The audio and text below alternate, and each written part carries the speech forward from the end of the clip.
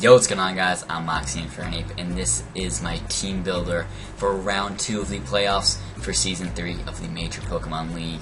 Now, you might be a little confused as to why I said round 2 of the playoffs, not round 1, because I did not upload a video last week for what was round 1.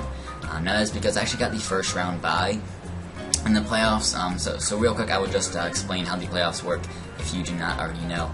So in this league, in total, there are 12 players, or 12 teams, and there are 2 divisions each with 6 teams. There's the Sun Division and the Moon Division. I'm in the Moon Division, and then 3 teams from each of those will move on to the playoffs. So in total, 6 teams will move on to the playoffs, 3 from each division.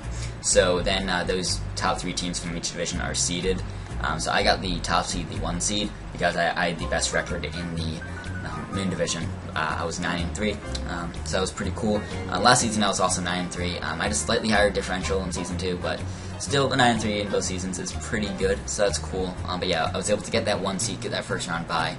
So the 2 seed Rogue, who's Jordy's sub, he played the 3 seed Dan, and Dan was able to win that game. So now I'm playing Dan, aka Daneki, the code to the St. Louis Sableyes. The link to his channel will be down below. He's a good lad. He's been a friend for a while since season 1, so definitely check him out. He's pretty experienced in the format now. He's been in a lot of leagues, and he's got a lot of experience, as I've said. And he's got a very, very scary roster. It is enormously scary. Like, it's pretty cray. So actually, first I'm not going to talk about Dan's team yet, or my team. I want to talk about my history in the playoffs. So in season 1 I made playoffs,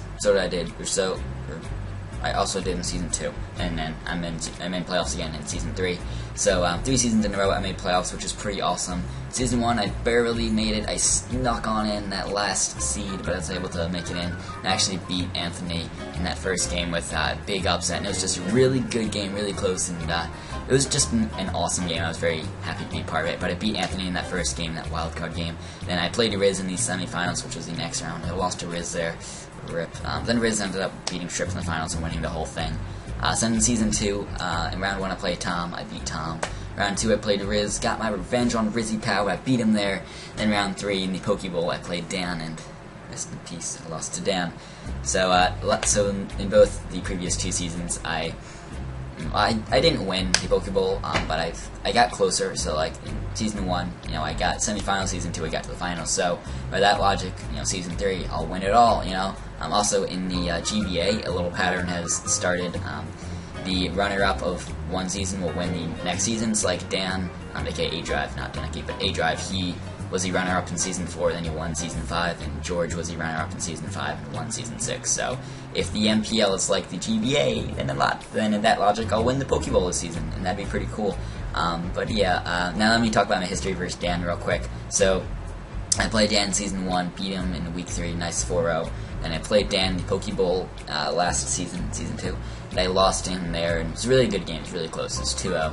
I highly recommend you watch it. I'll probably link it down below since it was just a really good game.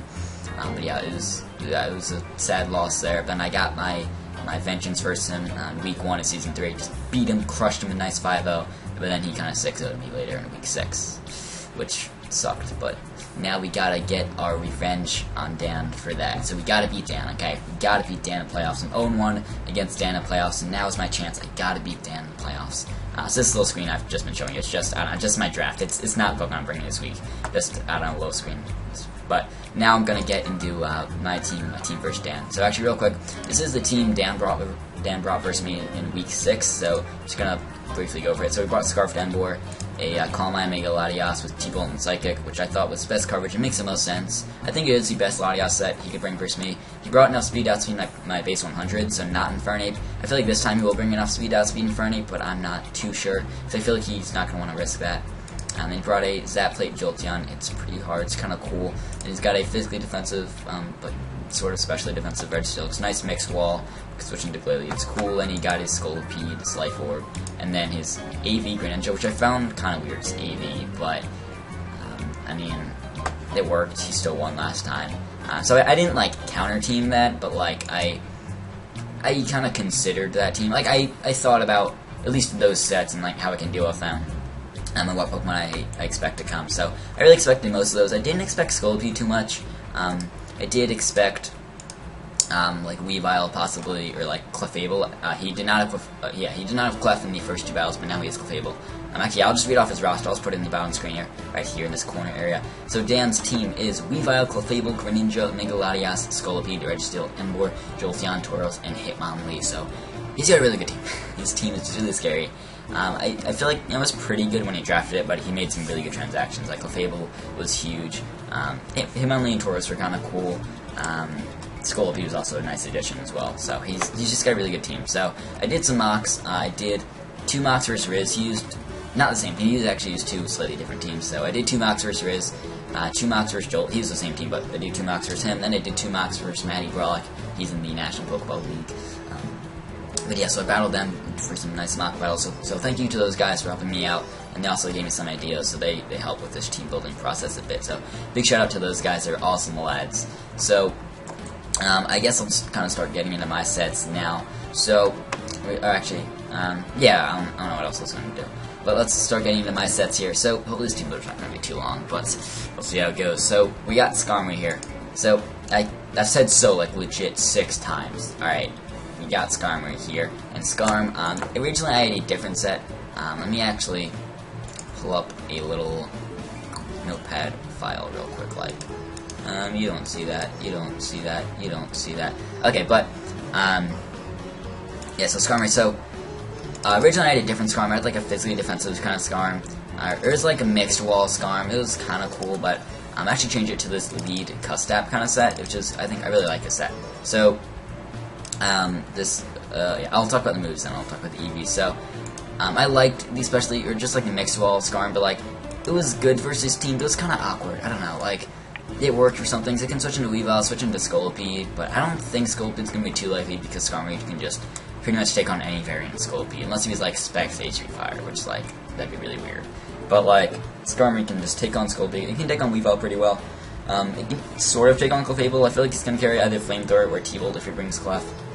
But I like this set because I really like Hazard Stacking versus team. Now, while he does have a Spinner and Hitmonlee and a Defogger and Megaladios, I don't think he'll bring the Rapid Spin or Defog. I think he'll bring Megaladios, and he could bring Hitmonlee, but I don't think he'd bring Defog and Megaladios, because I feel like that thing has a 4 move slot syndrome versus my team. I mean, it does in, like, every game, because it's a Lottie, but, like, I feel he's just... If he does bring Defog, it can still help me, because that means he has 1 less move, and I feel like it's just not in his best interest to carry Defog, and to kind of maximize his usage of those 4 move slots, I feel like he's not going to bring Defog. And then Hitmonlee, I feel like he's just going to want to be offensive and just hit hard, and I don't feel like he's going to want to rapid spin. So it's my thought process there. So I can bring this thing as a nice lead, and I can, you know, set up rocks first turn, and then with him sturdy, I'm guaranteed to live hits, and I can use my Cuss Step and hopefully get 1 layer of spikes. That's really all I'm expecting is there's stealth rocks and 1 layer of spikes. If I can get up maybe 2, that'd be awesome. I have Taunt in case if he wants to lead with like Registeel or Clef. I can taunt them and stop them from getting at rocks. I do not have Defog on this. I do not have any way of getting rid of the hazards on my side of the field. I can pressure him to Defog if he's Defog on Lottie, but I don't think he will. And Tailwind is nice for my offensive monster stuff, which I'll show off later. So this investment here, it is, what is it? Okay, it's Speed Creeping for Clefable. Clefable's base, I want to say 65. Let me check for you. Yes, or no, 60. So if he carries a bit of speed, I just want to make sure I outspeed that thing so I can get off a nice taunt, which is awesome, and I can stop it from sitting at rocks, maybe Calm Minding, which is cool. And then my special defense investment, yeah, so I can live 2 T-Bolts from a no special attack Clefable, or like 2 Flamethrowers, barring a burn. But I can live 2 of those, so that means that I can take 1, then live the next, and I'll be in range of Cuss Stap, because 1 T-Bolt will not put me in Cuss Stap range, but like 2 would knock me out. But since I have this investment, it won't do that. I can live 2, so that's pretty awesome. So, and I can, you know, take 2, get up, like, I guess get up rocks and get up 2 layers of spikes if it leads Clef. I don't know. But, I mean, I'd probably taunt Clef. That's besides the point. I think the Skarmory set's pretty cool. Originally I had a, like, support Glalie set, which is kind of specially defensive, and it was meant to be, like, a suicide kind of lead with spikes and taunt. It was cool, but I opted for a more offensive Glalie, which I'll show off in a bit. So, next we got Sebastian, our Life Orb Crawdaunt, which is just a monster versus team. It just does so much work. He has the Megaladios, which is an issue, because that thing can check it. It can't switch in too reliably, because I could knock off predicting that, so it's a little risky for him to switch that in. But it can take Aqua Jets for days. It eats those up. And that's one reason I have the Tailwind on Skarm. And I also have some other forms of speed control on this team, which I will show off in a moment. Aquajet, Knockoff, Crab Hammer, and Brick Break. I thought about Crunch because that hits Mega Latias a little harder, but Knockoff, almost Okos, or like most likely Okos, depending on spread, and if I get a Brox, it's pretty much guaranteed, unless he's like really bulky.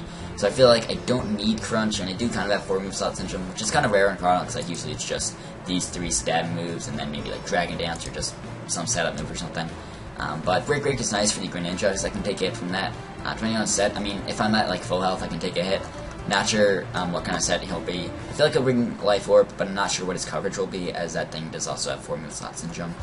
But Crabhammer is nice for Clefable. So it's really the only thing I need it for is Knockoff. Does about the same to Registeel, so I don't really need Crabhammer outside of Clefable, but I felt like I still want it because I want a way to break through Clefable, because that thing is pretty fat and it's just annoying.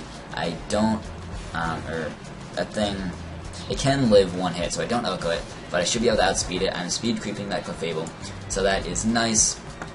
And I have my HP investment. I have 4 EV0 in HP, so that I am minimizing minimizing the percent of my health that Life Orbs is hurting me. So Life Orb does 1/10, so it's going to do 13, because Pokemon always rounds down. So if I had 4 more HP, I'd have, or 8 more HP, I'd have 140, and it would do 14 each turn. So it's just better to have this HP investment as I have it here. And 40 defense is nice, I guess, for any physical hits I need to take. I don't know. And this thing's not really meant to take hits, but it's still just awesome. Aquajet does a lot for his offensive mons, because he's a lot of speed on his team, and he just has a really scary team. He just has so much offense, and Aquajet does a lot to a lot of those offensive mons. Really, Greninja's like the only offensive mon. Greninja and Mega Latias are the only like fast mons that like don't get hit really hard by an Aquajet. So I'm gonna have to weaken those things down and/or use my speed control on my team, which I will show off. Here's one of them. So we have Turban here, we have our Uxie, which is a really cool set. I really like the set. So we have leftovers here, as you can see. And Power Punch, Knockoff, U-Turn, and T-Wave here. So this thing's meant to switch in and take on the Mega Latias, as that thing, it's so good, because it's so fast, so it's hard to check it. Because, you know, it's hard to outspeed it. Like some things do, it's not like insanely fast, but it's faster than base 100s, because it's at 110 speed. It's just really fast, and it hits really hard with a base 140 special attack. Like, even without investment, that thing still hits hard, making Calm Mind and scary, and it's still so bulky, so like it's hard to check it. Even if I have something that can outspeed it, even if I have like super effective coverage for it, that's not going to do a whole lot, and it's just so bulky while being so fast and hitting so hard. It's very difficult to handle, but Uxie can take hits really well from it. The best thing he can do versus me is like Draco Meteor or like Dragon Pulse, but I don't think he'll bring Draco. He could bring Dragon Pulse. I don't think he will. I feel like the best coverage for my team, if he were to bring Calm Mind, Roost with 2 attacks, is T-Bolt and Psychic. I think that is best coverage for my team. But with this Power Punch set, that allows me to I can switch into this, or I can switch into the Lottie and take hits, but I can also raise my attack and then do some decent damage. And I can T-Wave, which helps Crawdon, or potentially Glalie as well. I can T-Wave, and then you know, that allows Crawdon to outspeed it, which is really nice, because then Crawdon can do a lot of damage to it, or just Oko it, which is awesome. So that's really cool. How I have T-Wave, I can Power Punch and then knock off. I wanted maybe like Ice Punch or something, because that would do a little more than knock off, since I'm not knocking off any item. But I felt like Knockoff's still nice to knock off, maybe like Registeel's item, maybe Clefable, stuff like that. And U-Turn's nice for pivoting. It does do a little more than knockoff, but I'm going to want to stay in against that Lottie. So I probably click Power Punch 1 or 2 times and knock off, and then do decent damage, and it's pretty cool. It does a decent chunk. It does around half if I get to +2, so that's kind of cool. And lefties are really nice just to boost my attack and just to give me a little bit of health back, how I can stay kind of healthy. I wanted Assault Vest, but I really like the T-Wave idea, and I really want to be able to get health back. Then with this investment, I can live 2 Shadow Balls from a max special attack, Timid Mega Latias, because he being Riz, brought that offensive Mega Latias with Shadow Ball versus me, and both of our Moxie, he predicted my switch into Uxie and went for Shadow Ball on the switch. So the first time I did not have the investment to live, so I got 2 KO'd, which really sucked.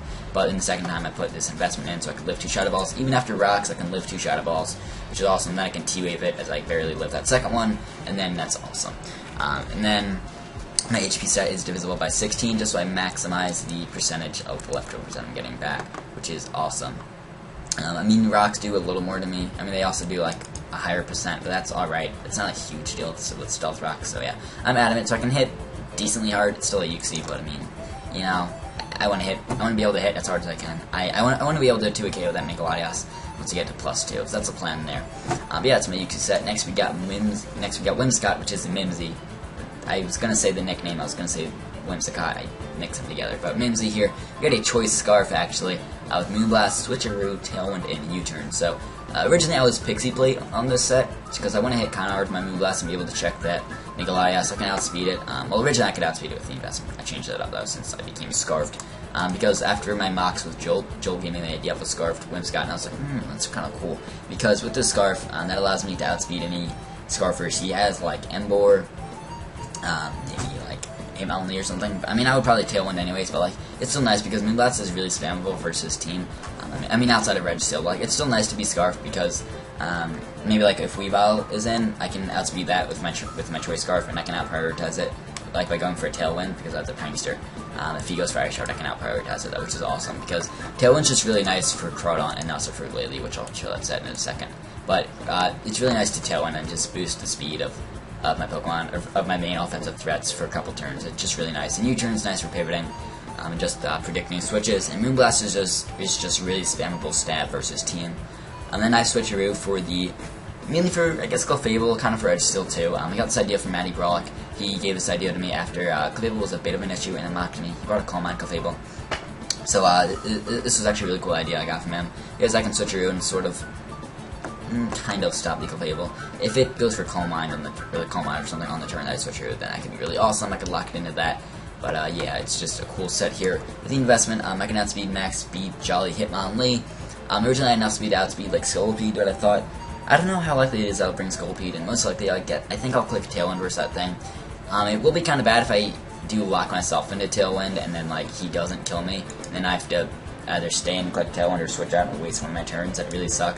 That's one bad thing about being Scarfed, but hopefully I can play well with it and just get in a position where Dan's gonna kind of have to kill me that turn. I can get up my Tailwind and then bring in something and have 3 turns of Tailwind left. That'd be cool.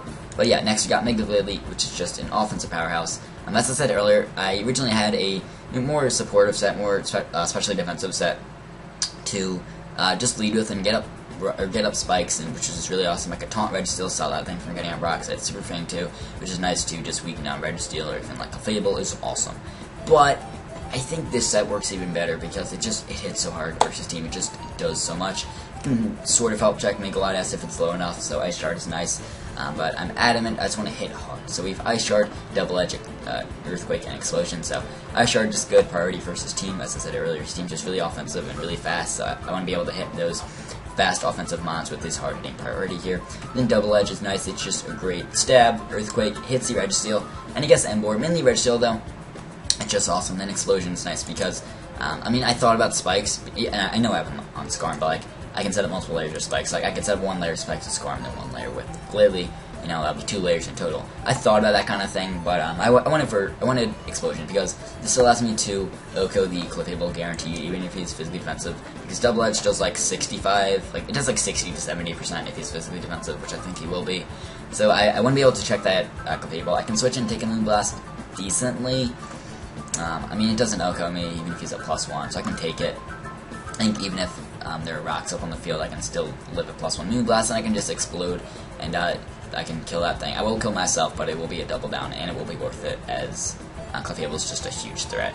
Then, yeah, Explosion's also nice for Registeel, as most likely, or if I can get up like I think if I get up rocks, or at least, if I get up at least 1 layer of spikes, and then I can Earthquake the Registeel, and then I'll put it in range of where Explosion kills, because Explosion does a little more than Earthquake, which is kind of funny, but it's cool.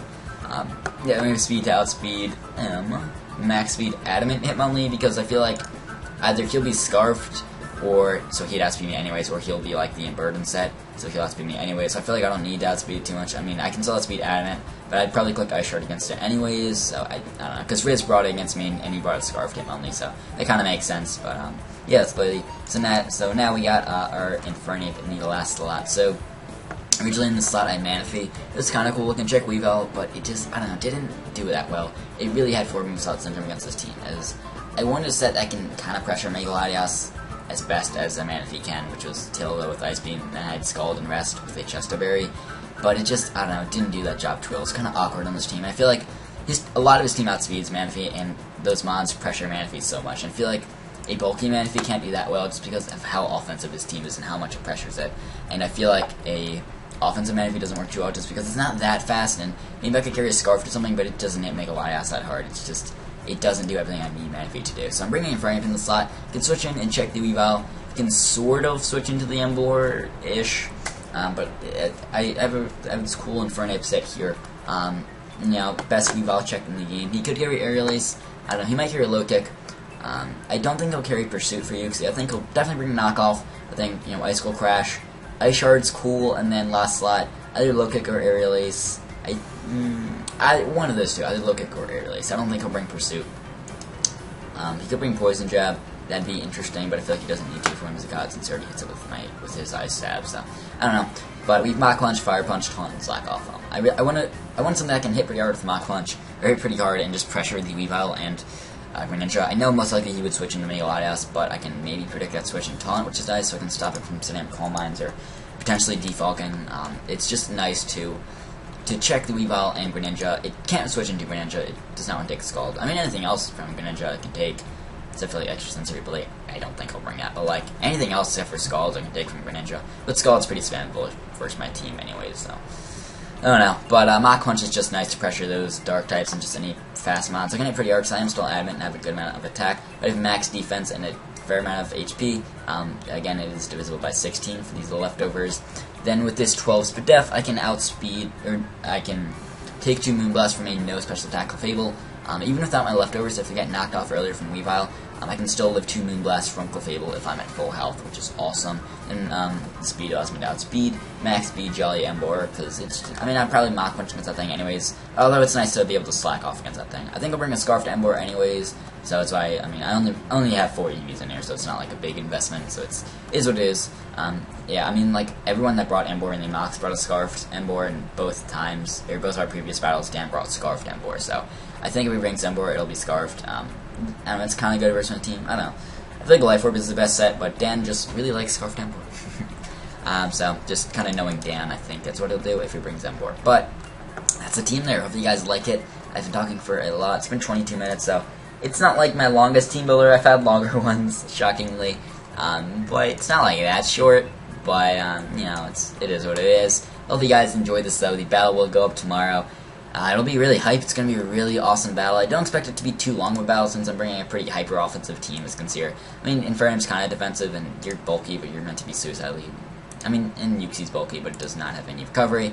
I don't know, I feel like it's going to be a pretty quick match. Like in my Mox vs. Jolt, they were pretty quick. They're only like 20, maybe 25 turns. So I don't expect it to be too long.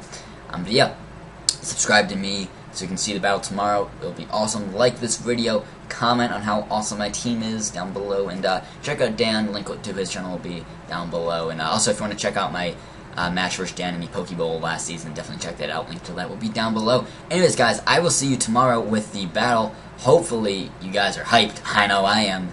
And brave Furious. Not quite yet, but tomorrow we will soar into battle. Yes, go.